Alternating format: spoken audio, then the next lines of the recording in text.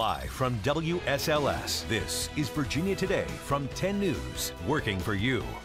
I don't think it was random at all. They did that with purpose, and they seemed to accomplish that. Police identify a man who was killed in a double shooting Friday night. The investigation underway as officers ask the public to help them find the suspects. Employees at a Salem Medical Center held a rally outside their workplace. Why they say staff shortages are causing a hazardous work environment. Good morning. Thank you for joining us on Virginia Today here on 10 News. I'm Tommy Lopez. Rachel Lucas has the morning off. And I'm meteorologist Beverly Perry, and it's not a bad start to our Sunday morning. Yeah, no, it's a little bit cooler, obviously. It's not bad, and overall we're going to heat things back up to almost the summertime feels once again, but we have some big changes that lurk right around the corner though. Starting this morning off in the 40s and 50s. Good morning, Smith Mountain Lake 55, Lynchburg 49, also matching that in Blacksburg. Good morning, Roanoke at 50 degrees. We do have a few high clouds out there this morning, but overall we're looking at a mostly sunny day. Temperatures expected to heat up into the 70s. Stay tuned for that 7-day forecast. It's 7:01. We have breaking news this morning on an investigation. Police in Lynchburg are looking into a report of an armed robbery at a Family Dollar on Campbell Avenue. The suspect threatened the clerk with a knife and demanded money, according to police. She gave him the money and then he ran away. Police have identified a suspect in this case. This is 32-year-old Daniel Cuneo. It's also possible that someone else was with him during this alleged crime. Anyone with information on the robbery or on where Cuneo might be this morning, Lynchburg police ask that you give them a call. Also this morning, Franklin County Police are investigating 2 truck thefts from Duncan Automotive. One of the trucks is a white 2001 GMC Sierra SLE. The other is a white 2003 Chevrolet Silverado 2500 HD. The trucks were last seen at the dealership Friday at 9 p.m. Employees arrived yesterday at 6 a.m. and couldn't find them. The Franklin County Sheriff's Office is asking anyone with information on the missing cars to give them a call. 10 News has been working to give you an update on a story we've been following. Norfolk police have identified a man who was killed in a double shooting on the 1500 block of Halstead Avenue Friday night. When officers arrived, 22-year-old Javon Moore was pronounced dead on the scene.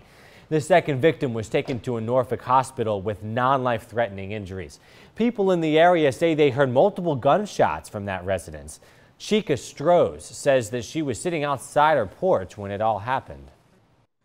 They run up to that house across the street. They're banging on the door. The guy comes out. He's like, I don't know what happened. My girl's upstairs. I got a dead guy on the couch, and I got shot in the butt. It's sad. Yeah, I mean, it hurts my heart.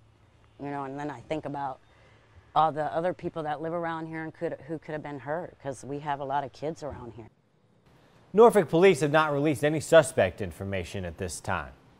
A shooting at a Henrico County car wash leaves 1 dead and another wounded. It happened at the Carpool Car Wash on West Broad Street yesterday. Police received a call about the shooting around 5:30. 1 person died there. Another person was taken to a local hospital to receive treatment on a gunshot wound to the arm. That person's condition is unknown at this time. Police are still looking for a suspect. The investigation is ongoing. In Salem, several employees at the Salem Veterans Affairs Medical Center say vacancies and shortages at the facility are creating patient safety risks as well as hazardous working environment.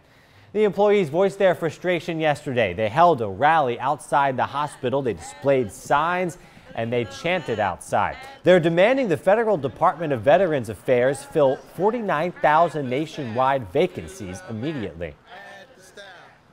We don't have enough staff. Bottom line, I mean, we have a great facility, we have great employees, but you only have X amount of employees. We can only take care of X amount of veterans. I want to talk about the Veterans Choice they have.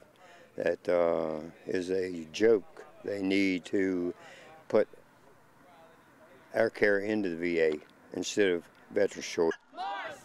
The protest was sponsored by the American Federation of Government Employees. That's the largest federal employee union in the country. In What's News today, members of the Roanoke Jewish community will come together for an adventure into Jewish food and culture. The Jewish Food Festival kicks off at 11 a.m. today. Traditional kosher foods will be up for sale, and artists will also be on hand to play traditional klezmer music for those in attendance. There will also be Israeli dancing, a children's area, and tours of Temple Emmanuel. The coordinator of the festival says the Roanoke Jewish communities are enthusiastic about hosting a unified introduction to their traditions and heritage. They invite all attendees to experience the culture while stimulating their senses, eat, dance, listen, and watch. The city of Roanoke will be installing crosswalks as its downtown streetscape project wraps up. The street closings begin tonight at 7. Parts of Church Street will be closed at different times between 8th Street and 6th Street. That goes into Monday morning. There will also be more street closings downtown through Wednesday morning. Our weather today, let's go back to Storm Team 10 meteorologist Beverly Perry. It is looking pretty good this Sunday morning. Overall, starting off in the 40s and 50s, you can see some fog off into the distance, but you know what? It really shouldn't be slowing you down on the roadways this morning. Here are the temperatures. 49 in Blacksburg. We have 52 in Hillsville, 49 in Lynchburg, and 53 in Smith Mountain Lake. But we have some changes that just lurk right around the corner. We have a cold front that is across the country's midsection. Temperature drop 15 to about 25-degree temperature drops. A much cooler air behind that system, but we'll have one more day of some warmth. And here's the shower and thunderstorm activity along that boundary. Stretches from northern portions of Wisconsin all the way towards north central Texas. Some strong and severe thunderstorms along that boundary, but by the time it reaches here, the intensity, it will diminish for us. So plenty of sunshine on tap today, well above average once again. We're looking at temperatures topping out back into the 70s. Notice where the cold front is for today. By the time tomorrow rolls around, it's going to be even closer. So do expect some rain showers as we wrap some moisture into the region. Temperatures just slightly cooler. We'll have a bit more cloud cover across the area. Temperatures top out in the mid to upper 60s. So here is Future Tracker. By the time you wake up tomorrow morning, we're looking at some scattered shower activity. It's going to be very hit and miss to start out with, and then we start ramping up those moisture levels. So by about midday, you could run into pockets of more moderate and heavier rainfall. And that's certainly going to be the case as we progress into the afternoon and evening hours. Notice by about 7 o'clock Monday evening, we're looking at pockets of heavy rainfall. Now that is when the cold front really starts to work its way across the region. Some strong wind gusts will be possible too. 25 to 35 miles per hour will be possible. Moves quickly off to the east timing wise, and we're looking by about Tuesday morning, a few lingering showers. They'll be possible, but overall the bulk of the activity will be over and some cooler air settling in. As far as rainfall totals are concerned, we are looking at a good 1 to 2 inches across the area, some much needed rainfall. Today, though, it is looking dry, more sunshine, some of those higher clouds out there, but not blocking out the sun. Temperatures for the most part in the 70s. It is fairly mild for us tonight. Overnight lows in the 50s. That cloud cover does increase later on this evening, turn mostly cloudy, and that's certainly going to be the case for us on Monday. Rain showers throughout the day with temperatures in the 60s. We're still in the 60s on Tuesday, but temperatures drop throughout the day. We're looking at highs only in the 50s for Wednesday. Winter weather is coming. Oh, you said the W word. I'm sorry. That's what it's going to feel like. Yes, lows yes. in the 30s. Because we've been so warm for so long, it's going to be Yeah. kind of a shock to the system, I think. Especially those overnight lows in the 30s, higher elevations in the low 30s and upper 20s. So Yeah. get ready. Time to break out the heavy coats. Yeah. I haven't yet. And after all, it is towards the end of October. Yeah. We've kind of been fortunate. It's time. Yeah. It is some good weather, though, this weekend Yes. for some kilts. I'll tell you about it. Thousands gather in downtown Radford. It's the Highlander Festival. It kicked off at Bissett Park. The festival included the heavyweight games and the Braveheart 5K race. People there were encouraged to race in their kilts. Scottish shepherders, vendors, and children's games were drawing people from all over the country. The president of Radford's Chamber of Commerce and the master of ceremonies for the festival say that this event represents what Radford is all about.